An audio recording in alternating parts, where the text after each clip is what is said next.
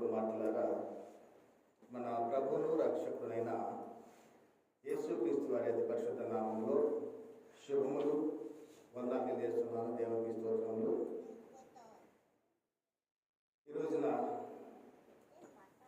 మూల వాక్యాన్ని మనం చదువుకొని వాక్యాన్ని మనం ధ్యానం చేసుకుందాం. అపోస్తుడైన యోహాను గారు రాసినటువంటి సువార్త 14వ అధ్యాయము 27వ వచనమును చదువుకుందాం. శాంతి మీకు అనుగ్రహించి వెళ్ళుచున్నాను. శాంతి మీకు అనుగ్రహించి వెళ్తున్నాను. నా శాంతినే మీకు అనుగ్రహించుచున్నాను. నా శాంతినే మీకు అనుగ్రహించుచున్నాను. లోకమిచ్చునట్టుగా నేను మీకు అనుగ్రహించుటలేదు. నేను మీకు అనుగ్రహించట్లేదు. మీ హృదయమును కలవరపడనీయకుడి, వెరవనీయకుడి. ప్రార్థన చేసుకుందాం. కృప కలిగిన ప్రేమ కలిగిన ప్రియ పరలోకపు తండ్రి, ఇప్పటి వరకు నాయన నీ సన్నిధిలో ఆరాధించడం ద్వారాగాను, ప్రార్థించడం ద్వారాగాను, పాటల ద్వారాగాను మీరు మహిమ పొంది ఉన్నారని నమ్ముతూ విశ్వసిస్తూ ఉన్నాము తండ్రి. మరి ఈ సమయంలో ఈ యొక్క జీవము గల మాటలను మీ పక్షముగా నేను మాట్లాడుతుండగా మీ యొక్క శక్తిని, జ్ఞానమును దయచేయండి. మీ ఆత్మను మాకు అనుగ్రహించండి.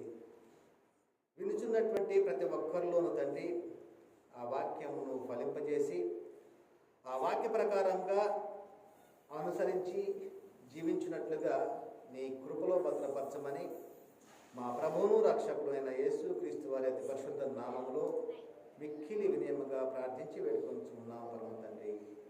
ఆమేన్. ప్రభునందు ప్రియ పరిశుద్ధ దేవుని కుమారులారా, దేవుని కుమార్తెలారా, ఈ రోజున చాలా ప్రాముఖ్యమైనటువంటి విషయాలను మనం నేర్చుకుందాం. అదేమిటంటే, నేటి కాలంలో పరిశుద్ధ గ్రంథములో రాయబడిన వాటికి వ్యతిరేకముగా సాతాను తాను అనుచరులతో బోధిస్తున్నట్లుగా మనం చూస్తూ ఉన్నాం. మన యొక్క నిరీక్షణ క్రీస్తు వారి రెండవ రాకడ. మన యొక్క ప్రధానమైనటువంటి ఉద్దేశము ఈ లోకములో జీవిస్తున్నంత కాలము పొందుకున్నటువంటి రక్షణను భయముతో, వణుకుతో కొనసాగిస్తూ ఉన్నాం. అదే విధముగా క్రీస్తు వారు ఈ సమయంలో వస్తే ఈ యొక్క దీన శరీరము మహిమ గల శరీరమునకు సమరూపము గలదానిగా మారుస్తాడు అనేటువంటి ఒక ధైర్యాన్ని మనము కలిగి ఉన్నాం. అయితే ప్రపంచ దేశాలలో కావచ్చు, మన చుట్టుపక్కల ఉన్నటువంటి ప్రాంతాల్లో కావచ్చు, జరుగుతూ ఉన్నటువంటి బోధ విషయంలో కనుక పరిశీలనగా చూసినట్లయితే ఏమి జరుగుతూ ఉంది అంటే, క్రీస్తు రాకడకు సిద్ధపడేటువంటి బోధను అయితే ప్రకటించటం లేదు. క్రీస్తు రాకడకు మనం ఏ విధంగా ఉండాలో, పొందుకున్నటువంటి పరిశుద్ధతను ఎలాగ కాపాడుకోవాలో బోధించేటువంటి బోధలైతే లేవు. ఏం బోధిస్తూ ఉన్నారంటే, శరీరానికి కావలసినటువంటివి తిండి, లేకపోతే బట్ట, ఇంకొక విషయంలో గృహము, ఆరోగ్యము, వివాహము, పిల్లలు, ఇవే వీటి కొరకే యేసుక్రీస్తు నీ కొరకు చనిపోయాడు. ఉద్యోగం కావాలా, యేసుని నమ్ముకోండి. లేకపోతే పిల్లలు కలగటం లేదా, యేసుని నమ్ముకోండి. లేకపోతే ఉద్యోగం కోసం కావచ్చు. ప్రతి ఒక్క విషయంలో కూడా ఈ లోకమైనటువంటివి, భూ సంబంధమైనటువంటి విషయాల మీదనే ఈ బోధలు జరుగుతూ ఉన్నాయి. అయితే యేసుక్రీస్తు వారు తన శిష్యులతోటి ఇక్కడ మాట్లాడుతున్నటువంటి మాట కనుక మనం పరిశీలనగా చూసినట్లయితే ఏమని చెబుతూ ఉన్నాడు అంటే, శాంతిని నీకు అనుగ్రహించుచు ఉన్నాను అంటున్నాడు. అంటే అనుగ్రహించి వెళ్ళుచున్నాను. అదేవిధంగా నా శాంతినే మీకు అనుగ్రహించున్నాను. ఇక్కడ ఏమంటారంటే లోకం ఇచ్చినట్లుగా నేను మీకు అనుగ్రహించట్లేదు, మీ హృదయమును కలవరపడనీయకుడి, వెరవనీయకుడి అనేటువంటిది యేసుక్రీస్తు వారు తన శిష్యులతోటి ఒక అభయాన్ని ఇస్తూ ఉన్నాడు. ఒక ధైర్యం కలిగించేటువంటివి, ఆదరణ కలిగించేటువంటి మాటలు తన శిష్యులతో చెప్తున్నాడు. ఎందుకు ఈ మాటలు చెబుతూ ఉన్నాడంటే అప్పటి వరకు యేసుక్రీస్తుతోటి కలిసి యేసుక్రీస్తు వారు చేస్తున్నటువంటి అద్భుత కార్యాలు, ఆశ్చర్య కార్యాలు చూస్తూ అదే విధముగా వారు కూడాను చేస్తూ మరి ఎంతో మందికి దగ్గరైనటువంటి వారిగా మనం చూస్తూ ఉన్నాం. అపోస్తలులు అయినటువంటి వారు, అదే విధముగా యేసుక్రీస్తు వారు. మరి వారు ప్రసంగం చేస్తూ ఉన్నటువంటి క్రమంలో చాలామంది ప్రజలు మరి వస్తూ ఉన్నారు. యేసుక్రీస్తు వారు ఇచ్చేటువంటి రొట్టెలు కావచ్చు, చేపలు కావచ్చు తిని తృప్తిగా వెళ్ళేటువంటి వారు చూస్తూ ఉన్నాం. ఆ సమయంలో ఇంచుమించుగా 5,000 మంది అని, మరి ఆ విధముగా ఆయన యొక్క ప్రసంగం వినటానికి కావచ్చు, ఆయన యొక్క మాటలు వినటానికి కావచ్చు వచ్చినటువంటి ప్రజలను చూస్తూ ఉన్నాం. ఆ క్రమంలోనే తన శిష్యులు తన వెంటే ఉంటూ తను చేస్తున్నటువంటి కార్యాలను చూస్తూ వారి చేత కూడా యేసుక్రీస్తు వారు చేయిస్తూ వారు నడిపిస్తూ ఉన్నటువంటి క్రమంలో తను తండ్రి వద్దకు వెళ్ళవలసిన గడియ వచ్చిందని యేసుక్రీస్తు వారు గ్రహించి మీ హృదయాలను కలవరపడనీయకుడి, వెరవనీయకుడి, నేను తండ్రి వద్దకు వెళ్ళవలసినటువంటి గడియ వచ్చి ఉన్నది అని తన శిష్యులతోటి ధైర్యాన్ని కలిగించేటువంటి మాటలు చెబుతూ ఉన్నాడు. అందుకని ఈ క్రమంలో నేను శాంతిని మీకు అనుగ్రహించి వెళుతున్నాను అంటున్నాడు. నా శాంతినే మీకు అనుగ్రహిస్తూ ఉన్నాను. అయితే ఇక్కడ ఉన్నటువంటి విషయంలో లేఖనాన్ని బట్టి నేను చెప్తూ ఉన్నటువంటిది ఏమిటంటే యేసుక్రీస్తు వారు తన శిష్యులకు అనుగ్రహించినటువంటి శాంతి ఏది, యేసుక్రీస్తు వారు యొక్క శాంతి ఏది అనేటువంటి అంశాన్ని ఈరోజు నా మీ ముందుకు తీసుకొస్తూ ఉన్నా.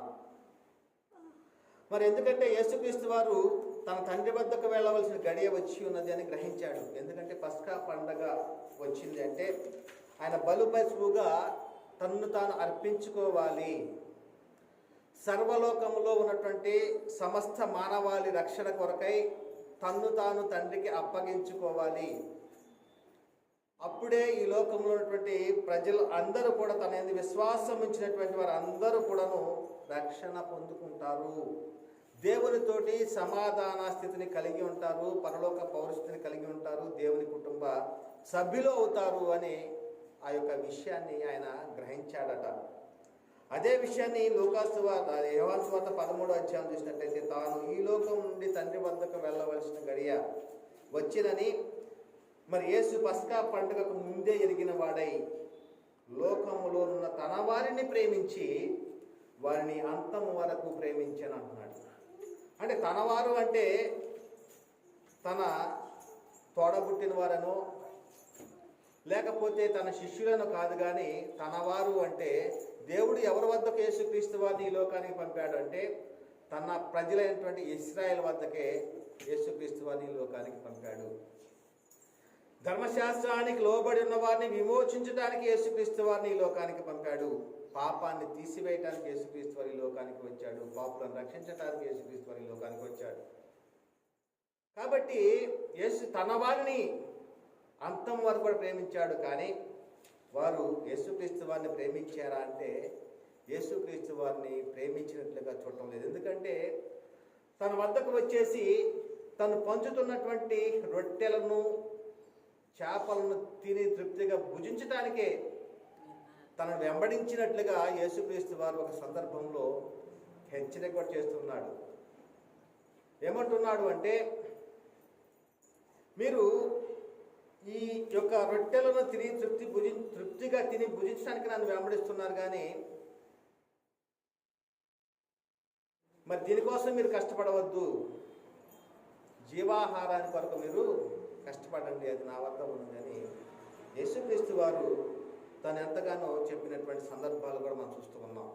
అయితే నేటి కాలంలో కూడా చాలామంది ఎందుకోసం వస్తూ ఉన్నారంటే తృప్తిగా భుజించి తిరుట కొరకే యేసుక్రీస్తు వారి వద్దకు వస్తూ ఉన్నారు. అంటే తృప్తిగా అంటే ఏంటి? ఈ లోకంలో జీవించినంత కాలం సుఖముగాను సంతోషముగాను ఒకరి మీద ఎక్కువగాను ఆధిపత్యంగాను జీవించాలి. మేము యేసుని నమ్ముకుంటే మాకు ఉద్యోగం వచ్చింది, యేసుని నమ్ముకుంటే మాకు వివాహం అయింది, యేసుని నమ్ముకుంటే మాకు పిల్లలు కలిగారు అనేటువంటి ఒక ఉద్దేశంతోనే క్రీస్తు వారిని నమ్ముకున్నారు. అందుకొరకే చాలామంది విషయంలో మరి సంఘానికి కూడా వస్తూ ఉన్నట్టుగా మనం చూస్తూ ఉన్నాం. అయితే ఇక్కడ చెప్తున్నటువంటి సందర్భము యేసుక్రీస్తు వారు అనుగ్రహించేటువంటి శాంతి ఏది? అయితే యేసుక్రీస్తు వారు ఎలాంటి విధముగా ఈ లోకంలో ఏ శాంతిని ఆయన కలిగి ఉన్నాడు అనేటువంటి విషయాన్ని మనం చూసినట్లయితే మరి చెప్పబడుతున్నటువంటి లేఖనాలను బట్టి తాను ఎక్కడికి వెళ్తున్నాడంటే తండ్రి వద్దకు వెళ్ళవలసిన గడియ వచ్చింది. కాబట్టి తన శిష్యులతోటి మరి మీరు మీ హృదయములను కలవరపడనీయుకుడి, విరవనీయుకుడి అనేటువంటి మాటలు చెప్తూ ఉన్నాడు. అంటే యోహాను సువార్త 13వ అధ్యాయం నుంచి కనుక మనం పరిశీలన చేసినట్లయితే 17వ అధ్యాయం వరకు కూడాను చాలా ముఖ్యమైనటువంటి మాటలను మనం చూస్తూ ఉన్నాం. తన శిష్యులతోటి మరి సంభాషించేటువంటి మాటలు 17వ అధ్యాయంలోనైతే తండ్రికి చేయుచున్నటువంటి ప్రార్థన, తండ్రి లోకము పుట్టక మునుపు నీ వద్ద నాకు ఎలాంటి మహిమ ఉన్నదో ఆ మహిమతో నన్ను ఇప్పుడు మహిమపరచుము. అంటే యేసుక్రీస్తు వారికి పస్కా పండగ సమీపించినప్పుడు తండ్రి వద్దకు వెళ్ళవలసినటువంటి గడియ వచ్చినది అని ఆయన గ్రహించి తన శిష్యులతోటి ధైర్యాన్ని ఇచ్చేటువంటి మాటలు, ఆదరణ కలిగించేటువంటి మాటలు చెప్తున్నాడు. వాటిలో ముఖ్యమైనటువంటి ఏంటంటే నేను తండ్రి వద్దకు వెళ్తాను, మీ వద్ద ఎల్లప్పుడూ ఉండటకై ఆదరణకర్త మీ వద్దకు వస్తాడు, మీకు సమస్తమును బోధించి మిమ్మల్ని సర్వసత్యము నడిపిస్తాడు, ఆయన నా నామంలో వస్తాడు, నేను ఏదైతే చెప్తున్నానో ఆయన నా మాట చెప్తాడు కానీ సొంతంగా ఆయనేమి చెప్పడు అనేటువంటివి చాలా విధాలుగా ఆయన పరిశుద్ధాత్మను గురించి 15వ అధ్యాయంలోను 14వ అధ్యాయంలోను 16వ అధ్యాయంలోను మరి పరిశుద్ధాత్ముడు వస్తాడు, మరి పాపమును గురించి మరి ఆయన తీర్పు తీరుస్తాడు. అదేవిధంగా చాలా సందర్భాల్లో మీరు మీ సొంత మాటలు అయితే చెప్పలేరు, ఆయన ఏదైతే చెప్తున్నారో అవే మీరు చెప్తారు, నేను ఇంక చెప్పవలసిన సంగతులు ఇంకా అనేకమన్నావు కానీ ఇప్పుడు మీరు సహింపలేరు, నా నామం వచ్చే పరిశుద్ధాత్మని సమస్తం బోధిస్తాడు. ఈ విధముగా యేసుక్రీస్తు వారు తన శిష్యులతోటి ఎల్లప్పుడూ ఉండేటువంటి ఆదరణకర్తను గురించి అనగా పరిశుద్ధాత్ముడి గురించి ఆయన ఒక వాగ్దానం చేస్తాడు. తండ్రి వద్దకు వెళ్తున్నాను, తండ్రి వద్ద ఉన్నటువంటి ఆదరణకర్త మీ వద్దకు వస్తాడు, మీకు సమస్తమును బోధించి సర్వసత్యంలో నడిపిస్తాడు, నేను ఏదైతే చెప్పాలనుకుంటున్నానో ఏదైతే ఇంక చెప్పాల్సిన సంగతులు అనేకమన్నావో అవన్నీ కూడాను ఆయన మీకు బోధిస్తాడు అనేటువంటివి శిష్యులతోటి మరి తను విడిచి తన శిష్యులను విడిచి తండ్రి వద్దకు వెళుతున్నటువంటి సందర్భాన్ని బట్టి ఆయన చెప్తూ ఉన్నాడు. కాబట్టి మీరు సంతోషిస్తారు, నేను తండ్రి వద్దకు వెళ్తున్నాను సంతోషిస్తారు అంటే శిష్యులను విడిచిపెట్టి వెళ్తున్నానంటే ఆ యొక్క శిష్యుల యొక్క స్థితిని ఎరిగి ఉన్నాడు. అంటే వారు సంతోషంగా ఉన్నారంటే సంతోషంగా లేరు, వారు మమ్మల్ని విడిచిపెట్టేసి నువ్వు వెళ్తూ ఉన్నావు అనేటువంటి కొంత బాధలో ఉన్నారు. కాబట్టి ఆయన ఇక్కడ ఈ మాట చెప్తున్నాడు 28వ వచనంలో, నేను వెళ్ళి మీ వద్దకు వచ్చేదని మీతో చెప్పిన మాట మీరు వింటిరి కదా, తండ్రి నాకంటే గొప్పవాడు కనుక మీరు నన్ను ప్రేమించిన ఎడల నేను తండ్రి వద్దకు వెళుతున్నానని మీరు సంతోషింతురు అనేటువంటి మాట చెప్తున్నాడు. అంటే నేను ఎక్కడికి వెళ్తున్నాను? తండ్రి వద్దకే వెళ్తున్నాను. నేను ఎక్కడి నుంచి వచ్చాను? తండ్రి వద్ద నుంచి వచ్చాను, మళ్ళీ తండ్రి వద్దకే వెళ్తున్నాను. తండ్రి వద్ద ఇంతకుముందు ఎలాంటి మహిమను కలిగి ఉన్నానో అలాంటి మహిమలో నేను ఉంటాను, కాబట్టి మీరు సంతోషించండి. నేను వెళ్ళిపోయినా కానీ మీరు బాధపడవలసిన పని లేదు, మీ హృదయంలో కలవరపడనివ్వద్దు. తండ్రి నా నామమున పంప పరిశుద్ధాత్ములను మీకు అనుగ్రహిస్తాడు, ఆయన సమస్తాన్ని బోధిస్తాడని తన శిష్యులతో చెప్పినటువంటి మాటలను మనం చూస్తూ ఉన్నాం. అయితే మరి ఈ సమయంలో యేసుక్రీస్తు వారు ఈ లోకంలో జీవించినంత కాలంలో ఆయన కలిగినటువంటిది, ఆయన పొందుకున్నటువంటిది శాంతి ఏది అనేటువంటిది మనము పరిశీలన చేద్దాం. ఆ శాంతినే మీకు అనుగ్రహిస్తూ ఉన్నాడు. కాబట్టి యేసుక్రీస్తు వారు తన శిష్యులకు కావచ్చు, తన యందు విశ్వాసం ఉంచినటువంటి ప్రజలకు కావచ్చు ఎలాంటి శాంతిని అనుగ్రహిస్తూ ఉన్నాడు అనేటువంటిది ఈ యొక్క లేఖన భాగాల్లో మనము ప్రాముఖ్యంగా తెలుసుకుందాం. ఒక సందర్భంలో యేసుక్రీస్తు వారు మరి ఈ లోకంలో ఒక మాట అంటున్నాడు. అంటే శరీరపరంగా చూసినట్లయితే ఆయన సుఖముగా జీవించాడా, లేకపోతే శ్రమలను అనుభవించాడా? ఈ లోకంలో జీవించినంత కాలము ఆయన పరిచర్య ప్రారంభించిన దగ్గర నుంచి కనుక మనం పరిశీలనగా చూసినట్లయితే ఆయన ఈ లోకంలో శరీరపరంగా సుఖాలను అనుభవించాడా, లేకపోతే శ్రమలను అనుభవించాడా, హింసలు పొందాడా అనేటువంటి విషయాన్ని మనం కొద్దిగా పరిశీలన చేసినట్లయితే యేసుక్రీస్తు వారి మాటల్లోనే అంటున్నాడు కదా, నక్కలకు బొరియలు ఉన్నవి, ఆకాశ పక్షులకు నివాస స్థలములు ఉన్నవి, కానీ మనిషి కుమారుడు తలవాల్చుకున్నటకు స్థలం లేదు. అంటే యేసుక్రీస్తు వారు ఈ లోకంలో జీవించిన జీవిత కాలంలో ఆయన ఎలాంటి అనుభవాన్ని అనుభవించాడు, ఎలాంటి శ్రమలను పొందుకున్నాడో ఇక్కడ చెబుతున్నాడు. మనుష్య కుమారుడు తలవాల్చుకున్నటకు స్థలము లేదు అనేటువంటిది. అందుకనే పేతురు గారు ఒక మాట చెప్తున్నాడు. పేతురు గారు రాసిన మొదటి పత్రికలో 2వ అధ్యాయం 4వ వచనంలో, మనుషుల చేత విసర్జింపబడినను, అంటే తన ప్రజలైనటువంటి ఇశ్రాయేలు వద్దకు వస్తే వారందరూ కూడాను సిలువ వేయండి, సిలువ వేయండి అని చెప్పేసి అని ఆయనను విసర్జించారు. అంటే ఒక బందిపోటు దొంగని విడుదల కావాలని కోరుకున్నారు, కానీ నిత్య జీవాన్ని ఇచ్చేటువంటి నిత్య జీవపు మాటలను పలికినటువంటి యేసుక్రీస్తు వారిని విసర్జించినట్లుగా మనం చూస్తా ఉన్నాం. అందుకనే మనుషుల చేత విసర్జింపబడినను దేవుని దృష్టికి ఏర్పరచబడినదియు అమూల్యమును సజీవమైన రాయి ప్రభువునద్దకు వచ్చిన వారైనటువంటి మాట చెప్తున్నాడు. అంటే మనుషుల చేత విసర్జింపబడ్డాడు. మనం ఎవరి వద్దకు వచ్చాము అంటే సజీవమైనటువంటి రాయి వద్దకు మనం వచ్చాము. క్రీస్తు చేసే ముఖ్యమైన మూల రాయి, అంటే ఆ రాయి వద్దకు మనం వచ్చాము. అయితే యేసుక్రీస్తు వారు ఈ లోకంలో జీవించిన కాలంలో తాను పొందుకున్నటువంటి శాంతి, యేసు క్రీస్తు వారు అనుభవించినటువంటి శాంతి ఏది అనేటువంటి మనం పరిశీలనగా చూసినట్లయితే ఆయన ఏమాత్రం కూడాను సుఖముగా అనుభవించినట్లేదు. కానీ ఆయన శాంతి ఏందో ఒకసారి పరిశీలన చేద్దాం. నా శాంతినే మీకు అనుగ్రహించిన. శాంతి అనగా ఫుట్ నోట్లో సమాధానము అనేటువంటిది ఉంటుంది. శాంతికి ఈజ్ ఈక్వల్ టు సమాధానము ఫుట్ నోట్లో. అయితే యేసుక్రీస్తు వారు తను శ్రమలకు లేకపోతే సిలువకు అప్పగించబడేటువంటి ముందుగా తను ఒక ప్రార్థన చేస్తూ ఉన్నాడు. సాధ్యమైతే ఈ గిన్నె నా యొద్ద నుండి తొలగిపోనేము అని. అంటే ఆయన శ్రమ, ఆయన పొందుకోబోయేటువంటి హింస ఎలాంటిదో ఆయన ఎరిగినవాడు.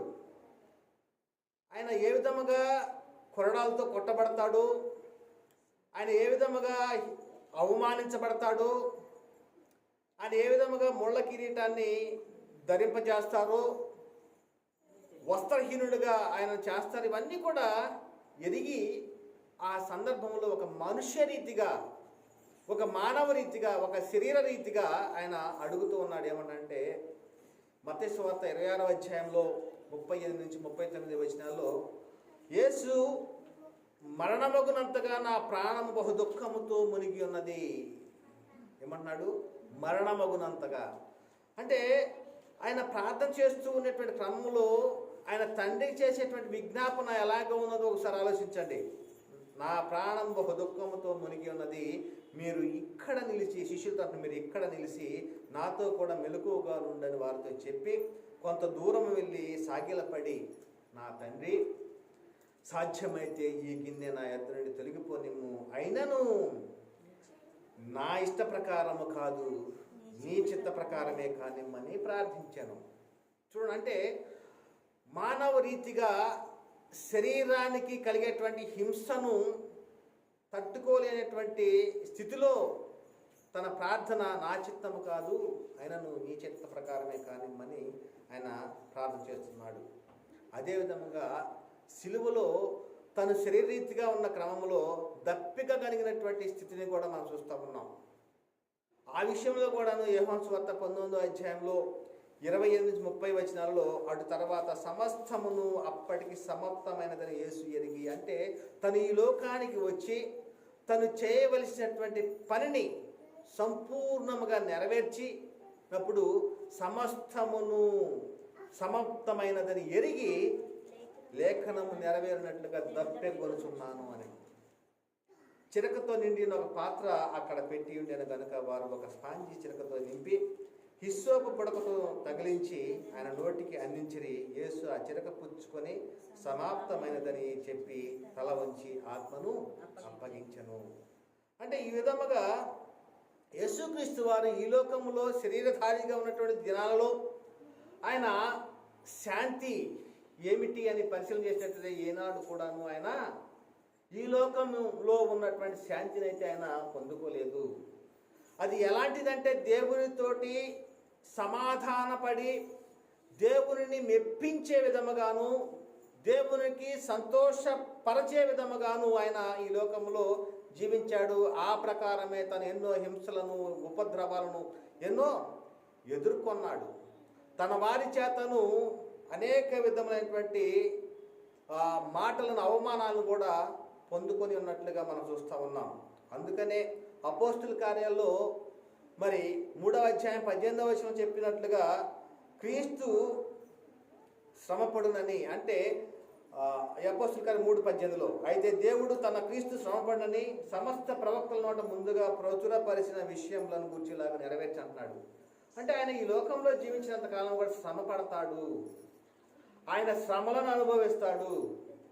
ఆయన ఏ రోజు కూడాను సుఖముగాను సంతోషముగా, అంటే ఈ లోకములో జీవించినటువంటి వారు ఇచ్చేటువంటి సంతోషం కావని సుఖము కానీ ఆయన అనుభవించినట్లుగా లేఖనాల్లో చెప్పలేదు. కానీ శ్రమ పడతాడు అనేటువంటి సమస్త ప్రవక్తల నోట కూడా చెప్పించాడు. ఆ ప్రకారం అవి నెరవేర్చబడినవి. అందుకనే హెబ్రీ రాసిన పత్రిక 2వ అధ్యాయం 10వ వచనంలో కూడా ఎవరి నిమిత్తము సమస్తము ఉన్నవో, ఎవరి వల్ల సమస్తమును కలుగుచున్నవో ఆయన అనేకులైన కుమారులను మహిమకు తెచ్చుచుండగా వారి రక్షణకర్త అనగా యేసుక్రీస్తు శ్రమల ద్వారా సంపూర్ణంగా చేయుటకు ఆయనకు తగును అంటున్నాడు.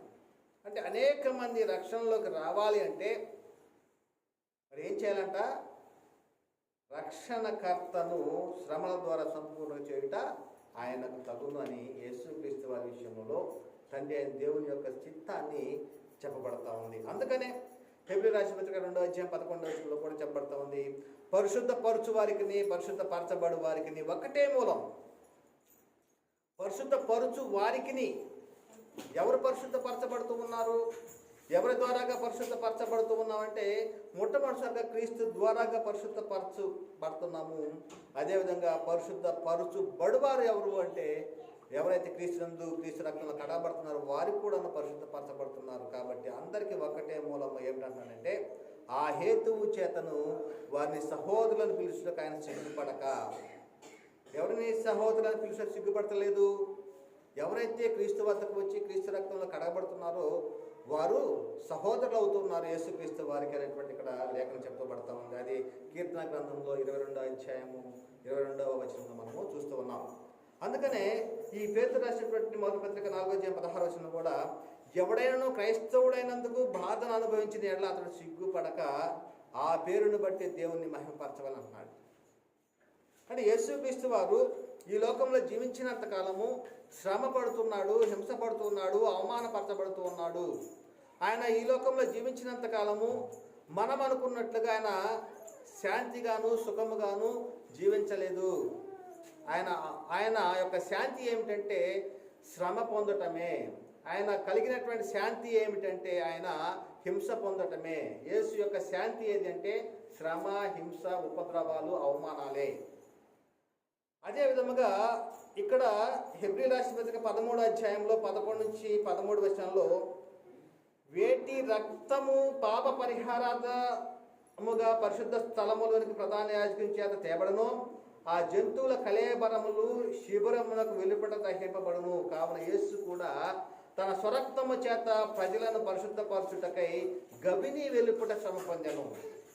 అంటే ఒకప్పుడు పాత నిబంధన కాలంలో మరి పాప పరిహారార్థ బలిగా అర్పించేటువంటివి ప్రధాన యాజకుని చేత తేబడతవి. అవి కళేబరాలు, జంతువులు. అవి ఎక్కడ దహింపడతాయి అంటే శిబిరములకు వెలుపట, ప్రత్యక్ష గుడారానికి వెలుపటనే అవి దహింపడతాయి. అదేవిధంగా యేసుక్రీస్తు వారు కూడాను మరి ఎక్కడ శ్రమ పొందాడు అంటే గవిని ఎలుపట శ్రమ పొందాడు అనేటువంటి విషయాన్ని ఇక్కడ లేఖనాల్లో చెప్పబడతా ఉంది. అందుకనే యేసుక్రీస్తు వారు చెప్తున్న మాటలు, మనుష్య కుమారుడు పరిచారం చేయించుకుంటూ రాలేదు కానీ అనేకులకు ప్రతిగా విమోచన క్రయదమ్మగా తన ప్రాణాన్ని ఇచ్చుటకు వచ్చాడు అనేటువంటి విషయాన్ని ఇక్కడ చెప్పబడతా ఉంది. ఎందుకు ఈ మాటలు చెబుతూ ఉన్నానంటే, యేసుక్రీస్తు వారి వద్దకు వస్తే మీకు ఈ లోకంలో ఆర్థికంగాను అదేవిధముగా జనములలో ఒక గొప్ప వ్యక్తిగాను మీరు చూపించబడతారు యేసుని నమ్ముకుంటే అనేటువంటి బోధలు మనం చూస్తూ ఉన్నాం. అందుకనే చాలామంది చెప్తే సాక్ష్యాలు మనం వింటూ ఉన్నాం. చాలామంది, నేను యేసుని నమ్ముకోక మునుపు ఇన్ని లక్షల అప్పుల్లో ఉన్నాను, యేసుని నమ్ముకుంటే అప్పులు పోయినాయి అనేటువంటి కొంతమంది సాక్ష్యం. అదేవిధంగా కొంతమంది సాక్ష్యం ఏంటంటే, యేసుని నమ్ముకోక ముందు నాకు వివాహమే జరగలేదు, యేసుని నమ్ముకుంటే నాకు వివాహం అయింది అనేటువంటి కొంతమంది సాక్ష్యం. అదేవిధంగా ఈ లోక రీతిగా చాలామంది చెప్పేటువంటి సాక్ష్యాలు కనుక మనం పరిశీలనగా చూసినట్లయితే, ఈ లోకంలో సుఖముగాను సంతోషముగాను జీవించడానికి యేసుక్రీస్తు వారి వద్దకు వచ్చినట్లుగానే కనపడతా ఉంది. కానీ యేసుక్రీస్తు వారు తన శిష్యులతో చెప్పాడు కదా, నా శాంతినే మీకు అనుగ్రహిస్తున్నాను అనేటువంటి మాటలో పరమార్థాన్ని గ్రహించలేక చాలామంది క్రీస్తు వద్దకు ఎందుకు వస్తున్నాడు, భూ సంబంధమైనటువంటి వాటి వరకు వస్తూ ఉన్నట్లుగా మనం చూస్తూ ఉన్నాం. అందుకనే అపోస్తలుడైన పౌలు గారు కొరింథీయులకు రాసినటువంటి మొదటి పత్రిక 15వ అధ్యాయం 19వ వచనంలో చాలా చక్కని మాట, అద్భుతమైనటువంటి మాట చెప్తున్నాడు. ఇది ఎవరైనా కానీ మరి జ్ఞాపకం ఉంచుకోవాలి. చదువుకుందాం ఒకసారి. అపోస్తలుడైన పౌలు గారు కొరింథీయులకు రాసిన మొదటి పత్రిక 15వ అధ్యాయము 19వ వచనంలో, ఈ జీవిత కాలం మట్టుకే మనము క్రీస్తునందు నిరీక్షించు వారమైన ఎడల మనుషులందరికంటే దౌర్భాగ్యులమైందుము అన్నాడు. ఈ జీవితకాలం అంటే ఈ జీవితకాలం ఎంత సమయము అంటే 60 సంవత్సరాలు 70 సంవత్సరాలు. ఈ జీవితకాలానికి కావాల్సింది ఏమిటి అంటే సంపద, పేరు, ప్రఖ్యాతులు, సుఖముగా జీవించటము, సుఖముగా ఈ లోకంలో బ్రతకటం. దీనికోసమే కనుక మీరు క్రీస్తునందు నిరీక్షించిన వారైన ఎడల మనుషులందరికంటే దౌర్భాగ్యులవుదురు అనేటువంటి. మనుషులందరూ అంటే ఎవరు? క్రీస్తు వద్దకు వచ్చినటువంటి వారు పరిశుద్ధులు, నీతిమంతులు. ఈ లోకంలో ఉన్నటువంటి మనుషులు అంటే ఎవరు? క్రీస్తు వద్దకు రానటువంటి వారు. వారికన్నా కూడా మరి దౌర్భాగ్యులు అవుతారు అనేటువంటి విషయాన్ని ఇక్కడ చెప్పబడుతుంది. అందుకనే యోహాను రాసిన మొదటి పత్రిక చెప్తున్నాడు కదా, లోకంలో ఉన్నవాటినైనను ప్రేమింపకుడి అంటున్నాడు. లోకములో మరి చూద్దాం. యోహాను పత్రిక మొదటి పత్రికలో 2వ అధ్యాయము 15-17 వచనాల్లో, ఈ లోకమునైనను లోకములో ఉన్న వాటినైనను ప్రేమింపకుడి. ఎవడైనను లోకమును ప్రేమించినలా తండ్రి ప్రేమ వానిలో ఉండదు. లోకములో ఉన్నదంతయు అంటున్నాడు. ఏముందంటే లోకంలో శరీరాశయు, నేత్రాశయు, జీవకుటంబమును తండ్రి వల్ల పుట్టినవి కావు, అవి లోక సంబంధమైనవి. అంటే తండ్రి వల్ల పుట్టినవి కాదట ఇవి. లోకమును దాని ఆశయు గతించిపోతున్నవి కానీ దేవుని చిత్తమును జరిగించేవాడు నిరంతరము నిలుచున్నది. అంటే దేవుని చిత్తము ఏమై ఉన్నదో మనము పరిశీలనగా తెలుసుకోవాలి. యేసుక్రీస్తు వారు మనకి మాదిరి అయి ఉన్నాడు. అందుకనే యేసుక్రీస్తు వారి యొక్క అడుగు జాడల్లో నడవాలి అన్నాడు పౌలు గారు. మేము క్రీస్తును పోలి నడుచుకున్న ప్రకారము మీరును మమ్మును పోలి నడుచుకొనిడి. అంటే అపోస్తలులు క్రీస్తును పోలి నడుచుకున్నారు. అంటే యేసుక్రీస్తు వారు ఈ లోకంలో జీవించినటువంటి జీవన విధానం, శ్రమలు, హింసలు, ఉపద్రవాలు, అవమానాలు, ఆయనే అది కలిగినటువంటి శాంతి. అంటే దేవునితోటి సమాధానాన్ని కలిగి ఉండాలంటే అలాంటి ఉపద్రవాలు, అలాంటివి హింసలు, శ్రమలు అనుభవించాలి. దేవుని యొక్క చిత్తము నెరవేర్చబడాలి అంటే ఓర్పు, సహనము, కోపము, మరి కొన్ని తీసివేసుకోవాలి. ఓర్పు కలిగి ఉండాలి, సహనాన్ని కలిగి ఉండాలి. అదేవిధముగా శ్రమ, అవమానాలు, ఉపద్రవాలు కూడా కలిగి ఉండాలి అని చెప్పబడతా ఉంది. అందుకనే మనం ఈ లోకంలోనికి ఏమీ తేలేదు, లోకంలో నేను కూడా తీసుకొని పోవు. యోబు గారు చెప్తున్నారు కదా, 1:21 నేను నా తల్లి గర్భంలోకి దిగంబరినై వచ్చి తిని దిగంబరినై అక్కడికి వెళ్ళేదను. యెహోవా ఇచ్చెను, యెహోవా తీసుకొని పోయాను, యెహోవా నామమునకు స్తుతి కలుగునుగాక. అంటే ఎంత శ్రమలు అనుభవించాడు, మరి ఏ విధమైనటువంటి అనారోగ్య సమస్యలతో బాధపడ్డా కానీ ఆయన ఏ సమయంలో కానీ దేవుణ్ణి నిందించాల, దేవుణ్ణి అడగల.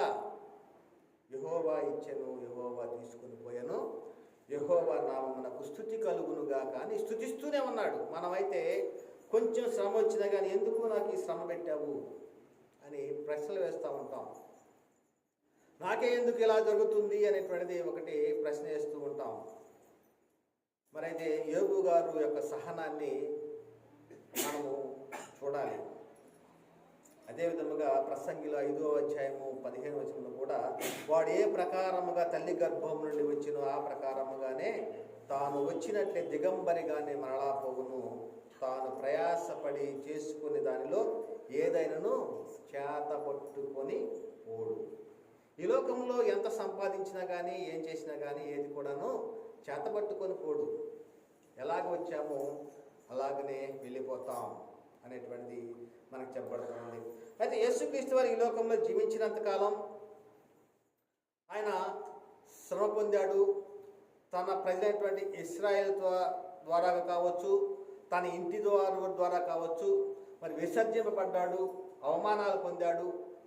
అదేవిధముగా శిలువలో మరి చాలా విషయాల్లో ఆయన అవమానాన్ని పొందడం మనం చూస్తూ ఉన్నాం. ఉమ్మి వేశారు, కొరడాలతో కొట్టారు. ఈ విధముగా ఆయన అవమానాలు పొందాడు, ఆయన ఉపద్రవాలను ఎదుర్కొన్నాడు.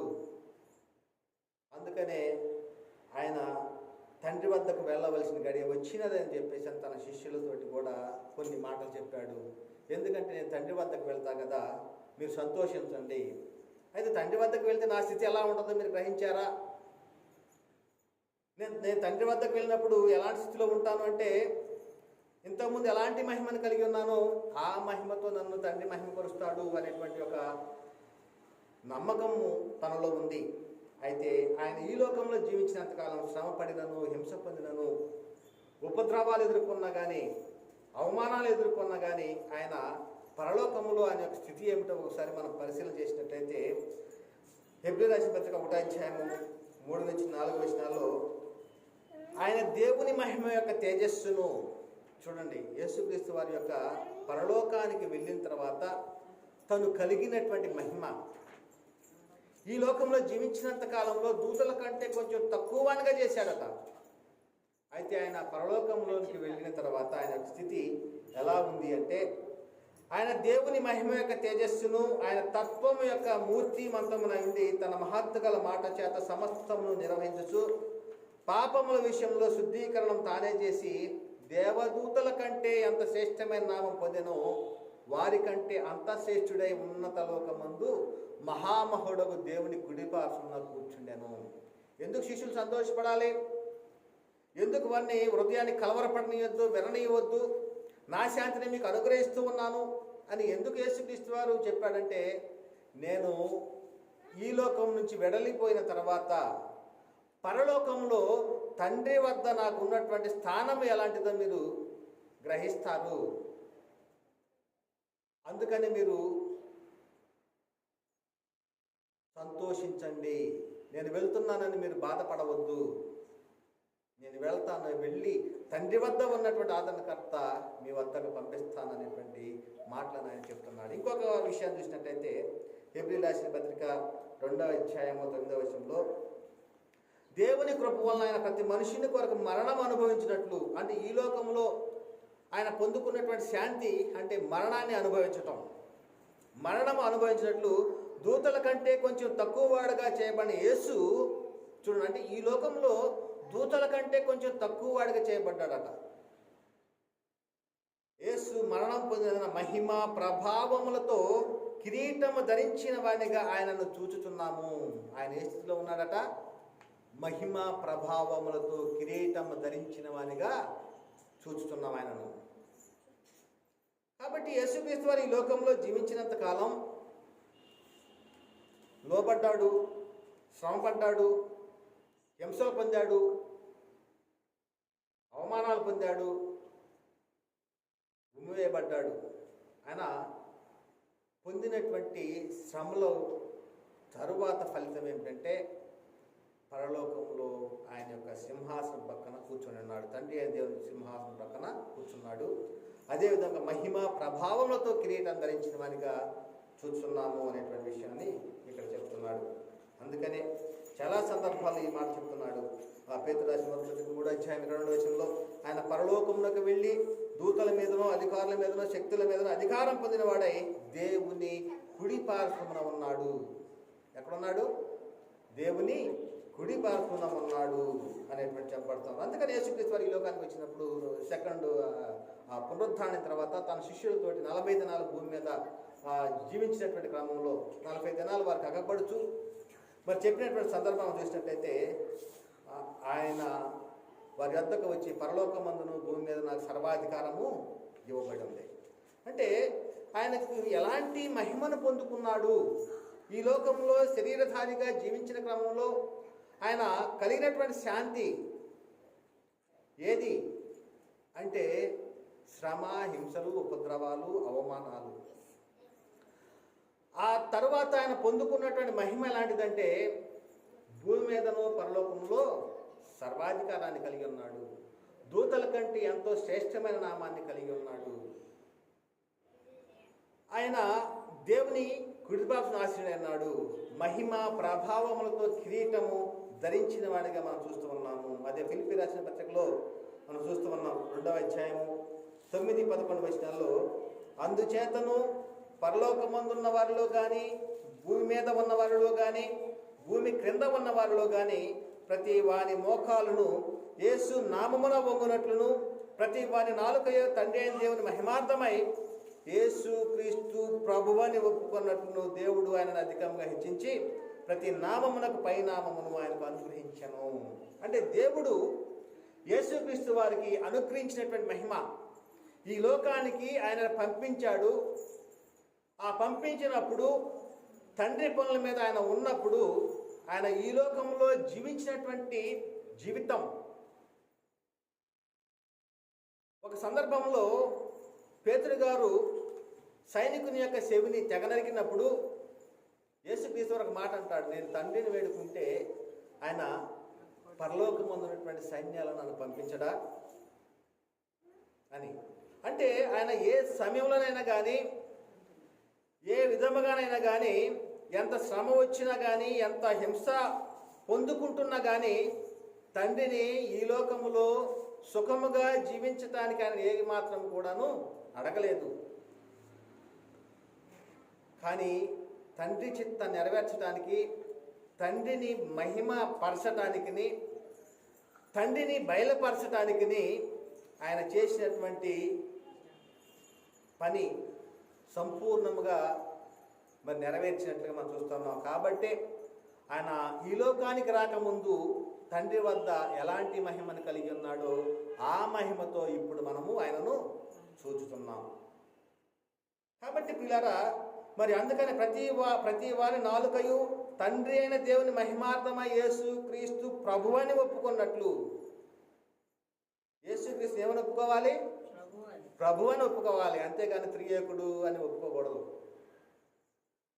ఆయనే ఒక్కడైన దేవుడు అని ఒప్పుకోకూడదు. తండ్రి అయిన దేవుని మహిమార్థమై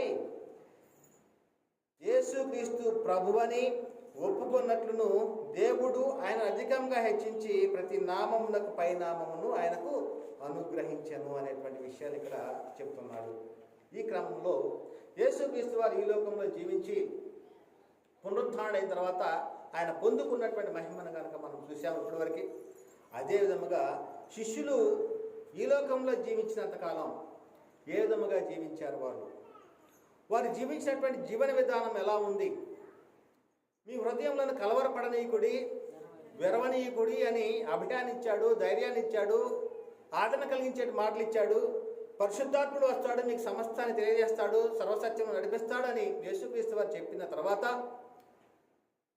అదేవిధంగా వారు పరిశుద్ధాత్మ శక్తిని పొందుకున్న తర్వాత శిష్యుల యొక్క పరిస్థితి, వారు ఈ లోకంలో ఏ విధంగా జీవించారు, వారు పొందుకున్నటువంటి శాంతి ఏది అనేటువంటిది కనుక మనం చూసినట్లయితే, మరి కొరింథీయులకు రాసినటువంటి మొదటి పత్రికలో 4వ అధ్యాయము, అపోస్తలుడైన పౌలు గారు కొరింథీయులకు రాసినటువంటి మొదటి పత్రిక 4వ అధ్యాయము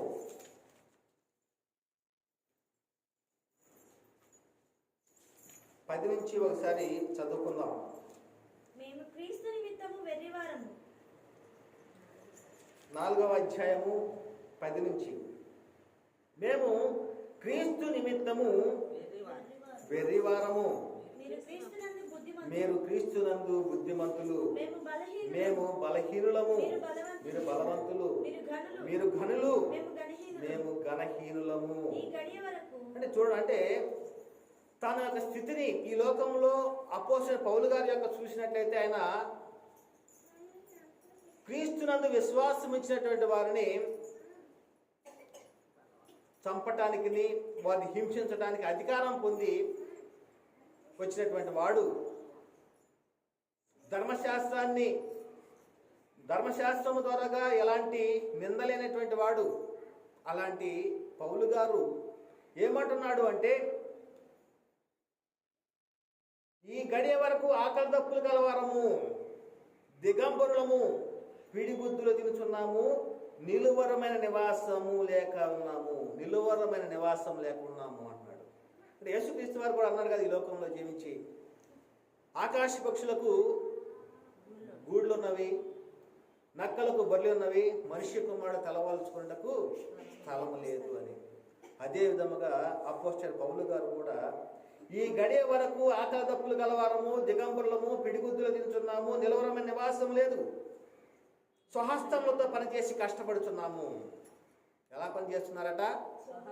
స్వహస్తములతో. చూడండి, అంటే మరి ఇక్కడ చెప్పబడిన మాట ప్రకారంగా బోధించేటువంటి ప్రతి ఒక్కరు కూడాను ఏదో ఒక పని చేస్తూ సువార్తను ప్రకటించాలి.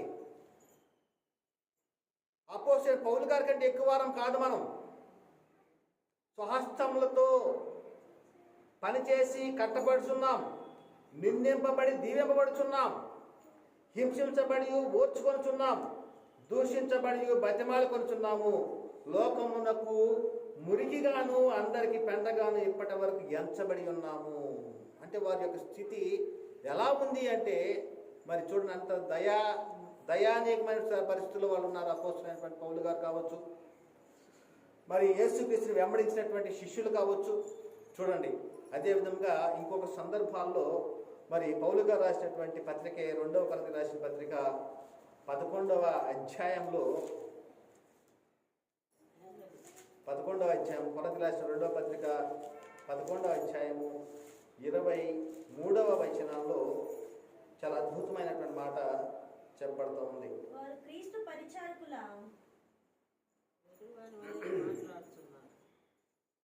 11వ అధ్యాయము 23వ వచనం. వారు క్రీస్తు పరిచారకుల వెర్రివాని వలె మాట్లాడుచున్నాను, నేనును మరి ఎక్కువగా క్రీస్తు పరిచారకుడను, మరి విశేషముగా ప్రయాసపడితిని, నేనును అనేక పర్యాయములు శరసాలలో ఉంటిని, అపరిమితముగా దెబ్బలు తింటిని, అనేక మార్లు ప్రాణాపాయములో ఉంటిని, యూదుల చేత 5 మారులు ఒక్కటి తక్కువ 40 దెబ్బలు తింటిని, 3 మారు బెత్తములతో కొట్టబడితిని, ఒకసారి రాళ్లతో కొట్టబడితిని, 3 మారు ఓడ పగిలి శ్రమపడితిని, ఒక రాత్రింబగళ్ళు సముద్రంలో గడిపితిని, అనేక పర్యాయములు ప్రయాణములను, నదుల వలన ఆపదలలో, దొంగల వలన ఆపదలలోను, నా స్వజనుల వలన ఆపదలలోను, అన్యజనుల వలన ఆపదలలోను, పట్టణములలో ఆపదలలోను. ఈ విధముగా ఆయన ఎన్నో ఆపదలలో పడ్డాడు, ఎన్నో పర్యాయాలు మరి దెబ్బలు తిన్నాడు. ఆ విధముగా మనం చూసినట్లయితే క్రీస్తును మరి వెంబడించినటువంటి శిష్యులు కావచ్చు, అదేవిధంగా పౌలు గారు కావచ్చు, వారి యొక్క స్థితి ఆ విధముగా ఉన్నట్టుగా మనం చూస్తూ ఉన్నాం. అందుకనే తిమోతికి రాసినటువంటి 2వ పత్రిక 1వ అధ్యాయం 11 నుంచి 12 వచనాల్లో, ఆ సువార్త విషయంలో నేను ప్రకటించేవాడును గాను, అపోస్తులు గాను, బోధకుడుగా నియమింపబడితిని. ఆ హేతువు చేత ఈ శ్రమలను అనుభవించుచున్నాను. నేను నమ్మిన వారిని ఎరుగుదును కనుక సిగ్గుపడను. నేను ఆయనకు అప్పగించిన దాన్ని రాబోతున్న ఆ దినము వరకు ఆయన కాపాడగలడని రూఢిగా నమ్ముచున్నాను. అంటే పౌలు గారి యొక్క ఆలోచన, ఆయన యొక్క విశ్వాసము, ఆయన యొక్క నిరీక్షణ ఏంటంటే, యేసుక్రీస్తు వారు ఏ విధముగా మహిమను పొందుకొని తండ్రి అని దేవుని కుడిపార్శ్వన ఆసీనుడై ఉన్నాడో, అదే విధముగా తను కూడా క్రీస్తు వలె తన మహిమను ధరించుకుంటాడు, క్రీస్తు వలె ఆయన కూడా ఉంటాడు. అంటే ఆయన ఏ విధంగా ఉంటాడు, ఆయన ఉన్నట్టుగా నేను చూస్తాను అనేటువంటి ఒక నిరీక్షణ. అందుకని అంటున్నాడు కదా, నేను నమ్మిన వాడిని ఎరుగుదును కనుక సిగ్గుపడను. నేను ఆయనకు అప్పగించిన దానిని రాబోచున్న ఆ దినము వరకు ఆయన కాపాడగలడని రూఢిగా నమ్ముతున్నాను. అందుకనే అపోస్తుల కార్యాలు 14వ అధ్యాయం 22వ వచనంలో, శిష్యుల మనసును దృఢపరిచి విశ్వాసము నిలకడగా ఉండవలనియు అనేక శ్రమలు అనుభవించి మనము దేవుని రాజ్యంలో ప్రవేశింపవలని వారిని హెచ్చరించింది.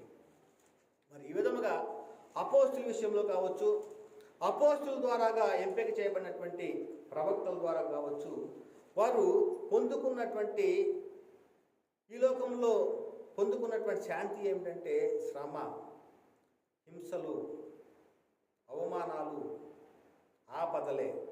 కాబట్టి క్రీస్తు వద్దకు వస్తే ఏమి జరుగుతుంది అంటే శ్రమలు వస్తాయి, హింసలు వస్తాయి, ఉపద్రవాలు వస్తాయి, అదేవిధంగా అవమానాలు వస్తాయి అనేటువంటిది చెప్పబడుతూ ఉంది. అందుకనే పరిశుద్ధపరచు వారికి, పరిశుద్ధపరచబడు వారికి ఒకటే మూలము అంటున్నాడు.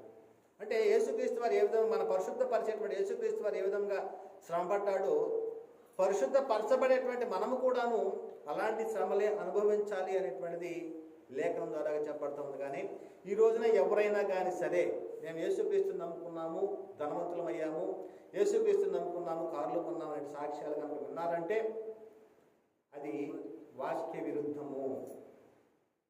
ఈ లోకములో ఉన్నంత వరకే కానీ పరలోకానికి అవి రావు. అవి పరలోకంలో పొందుకునేటువంటి మహిమను పొందుకోలేరు. మనుషులందరికంటే దౌర్భాగ్యులవుతారు, నిత్య జీవాన్ని పోగొట్టుకుంటారు అనేటువంటిది ప్రధానంగా లేఖనాలు బట్టి యేసుక్రీస్తు వారి మాటల్లో కావచ్చు, తన శిష్యులైనటువంటి అపోస్తుల బోధలో కావచ్చు మనకి అర్థమవుతూ ఉంది. అందుకనే ఇవన్నీ కూడా మనం చదువుకున్నాం. ప్రకటన గ్రంథం 3వ అధ్యాయము 21వ వచనంలో అయితే మనము పొందుకోబోయేటువంటిది ఈ లోకంలో శ్రమల ద్వారాగా, హింసల ద్వారాగా, ఉపద్రవాల ద్వారాగా, అవమానాలు పొందడం ద్వారాగా, ఓర్పు సహనముతో జీవించేటువంటి వారి విషయంలో ఎలాంటి మహిమను పొందుకోబోతున్నారో ప్రకటన గ్రంథంలో చెప్తున్నాడు. యేసుక్రీస్తు వారి మాటలో చూసినట్లయితే 3వ అధ్యాయం 21వ వచనంలో, నేను జయించి నా తండ్రితో కూడా ఆయన సింహాసనం మీద కూర్చుండి ఉన్న ప్రకారము. అంటే యేసుక్రీస్తు వారు ఈ లోకంలో ఏ విధంగా జీవించాడు చూసాం. శ్రమ, హింస, ఉపద్రవాలు, అవమానాలు, ఆపదలే. ఆ విధంగా జీవించినటువంటి ఆయన దేవుని వద్ద ఎలా ఉన్నాడు అంటే ఆయన యొక్క సింహాసనం మందు కుడిపార్శ్వన కూర్చున్నాడు. మహిమా ప్రభావములతో కిరీటం ధరించిన వాడిగా ఉన్నాడు. ఆ స్థితినే కూడా ఒక క్రైస్తవుడు కూడా ఇస్తాను అంటున్నాడు. చూద్దాం. ప్రకటన 3:21లో, నేను జయించి నా తండ్రితో కూడా ఆయన సింహాసనం మందు కూర్చుండి ఉన్న ప్రకారము జయించు వారిని నాతో కూడా నా సింహాసనం మందు కూర్చుండి ఇచ్చేద్దాము అంటున్నాడు. అది కావాలా? లేకపోతే ఈ లోకంలో కావాల్సినవి ఉద్యోగము, లేకపోతే పిల్లలు, వివాహాలు, ఆస్తి, అప్పులు మొదలు తొలగిపోవాలని చెప్పేసి యేసుక్రీస్తు వద్దకు వస్తే క్రీస్తు వద్దకు వెళ్ళేటువంటి పరిస్థితి లేదు, నిత్య నరకానికి వెళ్ళేటువంటి పరిస్థితి ఉంటుంది. కాబట్టి ప్రియులారా, బోధించేటువంటి బోధకుల విషయంలో కావచ్చు, వినేటువంటి వారి విషయంలో కావచ్చు, పరిశుద్ధ గ్రంథంలో చెప్పబడుతున్నటువంటి క్రీస్తు బోధలో ఏముందంటే శ్రమ, హింస, ఉపద్రవాలు ఇవన్నీ వస్తవి. ఒక క్రైస్తవుడికి అవమానాలు వస్తవి, వాటిని సహించాలి. అలా సహిస్తేనే మనము క్రీస్తు ఏ విధంగా మహిమను పొందుకున్నాడో అలాంటి మహిమను మనం పొందుకుంటాము అనేటువంటిది పరిశుద్ధ గ్రంథంలో చెప్పబడతా ఉంది. అందుకనే రోమపత్రిక 8:27 చదువుకుందాం. రోమపత్రిక 8వ అధ్యాయము 17వ వచనం. మనము పిల్లలమైతే వారసులము. వారసులము అంటే ఎంతటి గొప్ప మాట. ఎవరికి వారసులం అవుతున్నాడు? దేవునికే డైరెక్ట్ వారసులం. దేవునికి ఎలా వారసులు అవుతున్నామో చెబుతున్నాడు ఇక్కడ. అనగా దేవుని వారసుని చెబుతూ క్రీస్తుతో కూడా మహిమ పొందుటకు ఆయనతో శ్రమ పడిన ఎడల క్రీస్తుతోటి వారసులం. అంటే యేసుక్రీస్తు వారు ఈ లోకంలో జీవించిన కాలంలో ఆయన నేను దేవుని వద్ద నుండి వచ్చాను, నేను దేవుని కుమారుడు అని చెప్పుకుంటూ ఉన్నాడు. ఆ విధముగానే మనము కూడాను దేవుని పిల్లలమయ్యాం. ఎలా పిల్లలమయ్యాము? యేసుక్రీస్తునందు విశ్వాసం ఉంచాము. ఎలాంటి విశ్వాసాన్ని కలిగి ఉన్నాము? యేసుక్రీస్తు వారిని తండ్రి అయిన దేవుడు ఈ లోకానికి పంపాడని, ఆయన పాపాన్ని తీసివేయడానికి వచ్చాడని, పాపులను రక్షించడానికి వచ్చాడని, ఆయన సజీవుడు వగు దేవుని కుమారుడు అని మనం హృదయమందు విశ్వసించాము. ఆయనను దేవుడు మృతులు లేపిన హృదయమందు విశ్వసించాము. కాబట్టి అలాగ విశ్వాసం ఉంచుడు ద్వారాగా ప్రభువైన యేసుక్రీస్తు నామములో బాప్తిస్మం పొందుడు ద్వారాగా మనము దేవునికి పిల్లలమయ్యాం. దైవ కుమారత్వాన్ని పొందుకున్నాం. దేవుని ఇంటివారం అయ్యాం. పరలోక పౌరస్థితిని కలిగి ఉన్నాం. అలాంటి మనము ఏమైనా దేవునికి వారసులమయ్యాం. దేవునికి వారసులం అంటే ఎందుకయ్యాం?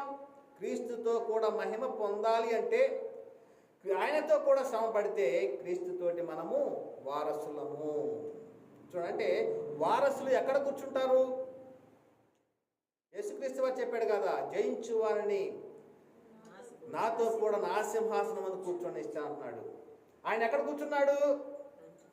నేను నా తండ్రి అయిన దేవుని కుడి పార్శ్వన కూర్చొని ఉన్నాను అన్నాడు. అంటే ఎంతటి గొప్ప మహిమను మనకు అనుగ్రహిస్తున్నాడు అనేటువంటి మనము ఒకసారి చూసుకోవాలి. అందుకని రోమపత్రిక 8:18 చెప్తున్నాడు కదా, మన ఎడల ప్రత్యక్షం కాబోవు మహిమ ఎదుట ఇప్పటి కాలపు శ్రమలు ఎన్నదగినవి కావని ఎంచుతున్నాము. అంటే ఈ లోకంలో కలిగేటువంటి శ్రమ ఏదైనా కానీ రాబోయేటువంటి కాలంలో మన ఎడల ప్రత్యక్షం కాబోయేటువంటి మహిమ ఎదుట అంటున్నాడు. ఈ ఇప్పటి కాలపు శ్రమలు ఎన్నదగినవి కావు అంటున్నాడు. కాబట్టి మనము మేలుకొని ఉన్నా కానీ నిద్రపోతున్నా కానీ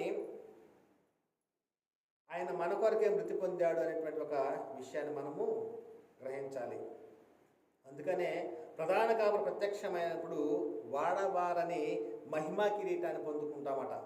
ప్రధాన కాపరి అనగా యేసుక్రీస్తు వారు ప్రత్యక్షమైనప్పుడు, ఆయన రెండోసారి వచ్చినప్పుడు ఎలాంటి మహిమ కిరీటాన్ని పొందుకుంటున్నామట? వాడబారని మహిమ కిరీటాన్ని పొందుకుంటాము అనేటువంటి చెప్పబడతా ఉంది. అందుకనే మనకి అపోస్తులు ప్రకటిస్తున్నారు, మనకి ఎలాంటి ఆశీర్వాదాలు మనం పొందుకుంటున్నాము అనేటువంటిది కనుక మనం పరిశీలన చేసినట్టయితే ఎఫెసీ పత్రిక 1:3 మన ప్రభు అయిన యేసుక్రీస్తు యొక్క తండ్రి యొక్క దేవుడు స్తుతింపబడును గాక. ఎవరు స్తుతింపడాలి? యేసుక్రీస్తు యొక్క తండ్రి అయిన దేవుడు స్తుతింపబడును గాక అని చెబుతూ, దేవుడు క్రీస్తునందు పరలోక విషయములలో ఆత్మ సంబంధమైన ప్రతి ఆశీర్వాదమును మనకు అనుగ్రహించెను. ఏమిచ్చాడట? ఇచ్చేశాడు. అనుగ్రహించెను అంటున్నాడు. ఎలాంటి ఆశీర్వాదాలు అనుగ్రహించాడు? పరలోక విషయములలో ఆత్మ సంబంధమైన ప్రతి ఆశీర్వాదము. అంతేగాని భూ సంబంధమైన ఆశీర్వాదాలు కాదు మనకిచ్చింది. ఒక క్రైస్తవుడిగా క్రీస్తునందు విశ్వాసం ఉంచి క్రీస్తు రక్తంలో కడగబడి యేసుక్రీస్తు ప్రభు నోటితో ఒప్పుకొని యేసుక్రీస్తు నామంలో బాప్తిసం పొందినటువంటి వారి విషయంలో ఎలాంటి ఆశీర్వాదాలు పొందుకోబోతున్నారంటే పరలోక విషయంలో ఆత్మ సంబంధమైన ప్రతి ఒక్క ఆశీర్వాదాన్ని క్రీస్తు ద్వారాగా దేవుడు మనకు అనుగ్రహించాడు అనేటువంటి విషయాన్ని గ్రహించాలి. అందుకనే పౌలు గారు కొరింథీ రాసిన మొదటి పత్రిక 2:9 చెప్తున్నాడు కదా, ఇందును గూర్చి దేవుడు తనను ప్రేమించిన వారి కొరకు అన్నాడు. అంటే దేవుని ప్రేమించడం అంటే ఏమిటి? ఆయన ఆజ్ఞలను గైకొనటమే. దేవుని ప్రేమించడం అంటే ఆయన ఆజ్ఞలు గైకోవటం, ఆయన చిత్తాన్ని నెరవేర్చటము, ఆయన సంకల్పాన్ని నెరవేర్చటమే.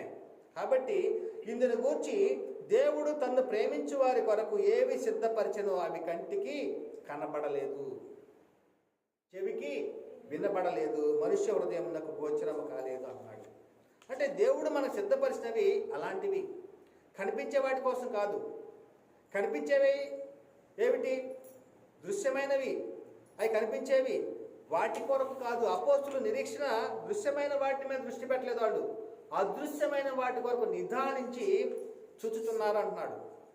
చూడండి, అంటే వారు పరిశుద్ధాత్మ శక్తిని పొందుకొని మనకు బోధించేటువంటి బోధ, వారు దేనికోసం నిరీక్షణ కలిగి ఉన్నారు? నేటి కాలంలో సంఘాల్లో బోధించేటువంటి బోధ ఏ విధంగా ఉందో ఒకసారి ఆలోచించండి. దృశ్యమైన వాటి కొరకే బోధిస్తూ ఉన్నారు నేటి కాలంలో. మీరు రాబోయేటువంటి దినాల్లో గృహాలు కట్టుకోబోతున్నారని, లేకపోతే పండించేటువంటి పంటలో మరి అధిక పంటను తీసుకోబోతూ ఉన్నారని దృశ్యమైన వాటిని గురించే బోధిస్తూ ఉన్నారు. కానీ మనకు అపోస్తులు బోధించిన విధముగా నేటి కాలంలో బోధించటం లేదు. అదే చూస్తూ ఉన్నాం. మేము దృశ్యమైన వాటిని చూడక అదృశ్యమైన వాటిని నిదానించి చూస్తున్నాము కనుక క్షణమాత్రముండు మా చులకని శ్రమ మా కొరకు అంతకంతకు ఎక్కువగా నిత్యమైన మహిమ భారమును కలగజేయుచున్నది అనేటువంటిది మన కొరకు చెప్పబడినటువంటి ఈ మాట. ప్రియులారా, ఒకసారి ఆలోచించండి. మనము ఏ స్థితిలో ఉన్నాము? మనము క్రీస్తు వద్దకు ఎందుకోసం వచ్చాము? దృశ్యమైన వాటి కొరకు వచ్చామా? అదృశ్యమైన దాని కొరకు మనం వచ్చామా? పరలోక విషయంలో ఆత్మ సంబంధమైన ఆశీర్వాదాలు మనకు అనుగ్రహించబడి ఉన్నాయి. వాటి కొరకు మనము వచ్చి ఉన్నామా? లేకపోతే భూ సంబంధమైన వాటి కొరకే? అంటే ఏదైనా తోటలో అవ్వకు చెప్పినటువంటి బోధ, సావనే సావరు అనేటువంటి బోధల్లో మనం ఉన్నామా? ఒకసారి ఆలోచించండి. ఏ బోధల్లో మనం ఉన్నాము? అందుకని యేసుక్రీస్తు వారు అంటున్నాడు కదా, మీరు ఏమి వినుచున్నారో జాగ్రత్తగా చూసుకోవాలి, గ్రహించాలి. చాలామంది చెబుతూ ఉంటారు కదా, ఆయన చెప్తున్నాడు, ఆయనకే జరుగుతుంది, మాకేం కాదు కదా అంటుంటారు. ఆయన చెప్పినవి ఆయనకే రెండెంతలు తీర్పుండిద్ది కానీ మాకేం ఉండదు అంటున్నాడు. అంటే యేసుక్రీస్తు వారు చెప్తున్నారు కదా, పరిచయులు విషయంలో కావచ్చు, శాస్త్రీయ విషయంలో కావచ్చు, మీరు లోకం మొత్తం కూడా చుట్టూ వస్తారు కానీ మీరు పరలోకానికి వెళ్లకుండా తలుపులు మోస్తారు, వీళ్ళు వెళ్ళరు, వాళ్ళని వెళ్ళనివ్వరు, వాళ్ళని రెండంతల నిత్యదండానికి పాత్రులుగా చేస్తారు అని. అంటే ఒక బోధకుడు బోధించేటువంటి బోధలలో వారు పొందేటువంటి ఫలము నిత్య నరకం అయితే, ఆ బోధను అనుసరిస్తూ వారు కూడా నిత్య నరకానికే పోయేటువంటి ప్రమాదం ఉంటుంది. అందుకనే పౌలు గారు తిమోతితో చెప్తున్నాడు కదా, ఏమంటున్నాడు? నీ బోధ విన్నవారిని రక్షించుకుందువు అంటున్నాడు. అంటే బోధ విషయంలో జాగ్రత్తగా ఉండాలి. లేఖనాల ప్రకారంగా బోధిస్తున్నారా? ఇది సంఘములో ప్రకటిస్తున్నటువంటి క్రీస్తు బోధేనా అనేటువంటిది మనము మెలకువ కలిగి ఉండాలి. కాబట్టి ఒక క్రైస్తవుడికి బోధించేటువంటి బోధ పరలోక సంబంధమైనటువంటి బోధలే చేయాలి. అదే విషయాన్ని చెప్తున్నారు కదా, కొలస్సీ రాసిన పత్రిక 3వ అధ్యాయము 1-4 మీరు క్రీస్తుతో కూడా లేపబడిన వారైతే పైనున్న వాటినే వెతకండి అంటున్నాడు. ఎక్కడే వెతకాలట? పైనున్న వాటిని వెతకండి. మీరు క్రీస్తుతో కూడా లేపబడిన వారైతే అంటే బాప్తిజంలో ఏం జరుగుతూ ఉంది? శరీర విషయంలో చనిపోతున్నాము, ఆత్మ విషయంలో బ్రతికింపబడుతూ ఉన్నాం.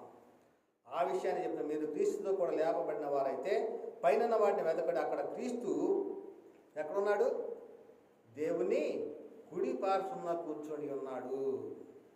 చాలామంది చెప్తూ ఉంటారు కదా, ఏమంటారంటే ఆయన ఒకప్పుడు యెహోవా, తర్వాత యేసుక్రీస్తు, తర్వాత పరిశుద్ధాత్ముడు. అంటే ఒక కాలంలో యెహోవాగా ఉన్నాడు, ఒక కాలంలో యేసుక్రీస్తుగా ఉన్నాడు, ఒక కాలంలో పరిశుద్ధాత్ముడుగా ఉన్నాడు. అది ఒక బోధ అయితే, ఇంకొంతమంది ఏమన్నా ముగ్గురు కలిస్తేనే దేవుడు అంటున్నారు. అంటే త్రియేక దేవుడు, త్రిత్వంలో ఏకత్వం అనేటువంటిది. కానీ ఇది చేసేటువంటి బోధ పరిశుద్ధ గ్రంథానికి క్రీస్తు బోధకు వ్యతిరేకంగా ఉంది. దేవుడు ఎక్కడున్నాడు? క్రీస్తు ఎక్కడున్నాడు? ఇప్పుడు దేవుడు ఉన్నాడు, క్రీస్తు ఉన్నాడు. సంఘాన్ని కాస్తున్నది ఎవరు ఇప్పుడు? పరిశుద్ధాత్ముడు. అంటే ముగ్గురు వ్యక్తులుగా కనిపిస్తూ ఉంటే నేటి కాలంలో సమాజ బోధ, అది మతశాఖ బోధ కావచ్చు, సంస్థ బోధలు కావచ్చు, వారి బోధలు ఎలా ఉన్నాయి? క్రీస్తు బోధకు వ్యతిరేకంగా ఉన్నాయి. క్రీస్తు బోధ అంటేది అపోస్తులు ప్రకటించినటువంటి బోధ. ఆ బోధ ప్రకారమే సంఘము అనుసరించాలి. అందుకనే ఇక్కడ చెప్తున్నాడు, మీరు క్రీస్తుతో కూడా లేపబడిన వారైతే పైనున్న వాటిని వెదకుడి, అక్కడ క్రీస్తు దేవుని కుడి పార్శ్వన ఉన్నాడు. పైనున్న వాటి మీదనే కానీ భూ సంబంధమైన వాటి మీద మనస్సు పెట్టుకొనకుడి. ఏలయనగా మీరు మృతి నొందితిరి, మీ జీవము క్రీస్తుతో కూడా దేవుని వద్ద దాచబడినది. మనకు జీవమై ఉన్న క్రీస్తు ప్రత్యక్షమైనప్పుడు మీరును ఆయనతో కూడా మహిమయందు ప్రత్యక్షపరచబడుదురు. ఆయనతో కూడా ప్రత్యక్షపరచబడతాం. అంటే అలాంటి బోధ కావాలి మనకి. క్రీస్తు మహిమలో మనం ఉండాలి. క్రీస్తు మహిమను ధరించుకోవటానికి మనము దేనిని అనుసరించాలో బోధ కావాలి. అంతేగాని ఒక సంస్థ బోధల ద్వారాగానో, ఒక మతశాఖ బోధల ద్వారాగానో పరలోకానికి వెళ్ళేటువంటి అవకాశము లేదు. ఓన్లీ క్రీస్తు బోధ ద్వారాగానే మనము పరలోకానికి వెళ్తాము. అది క్రీస్తు యేసే ముఖ్యమైన మూలగా అపోస్తులు ప్రవక్తలు వేసిన పునాది మీద మీరు కట్టబడాలి. అందుకనే ఎఫెసీ పత్రిక 2:7 క్రీస్తు యేసునందు మనలను ఆయనతో కూడా లేపి పరలోకమందు ఆయనతో కూడా కూర్చుండబెట్టాను. చూడండి, అంటే క్రీస్తు యేసునందు మనలను కూడా ఆయనతో లేపి పరలోకమందు ఆయనతో కూడా కూర్చుండబెట్టాను అనేటువంటి చెప్పబడతాం. అంటే ఈ లోకంలోనే మనము పరలోక సంబంధమైన అనుభవాన్ని అనుభవిస్తూ ఉన్నాం.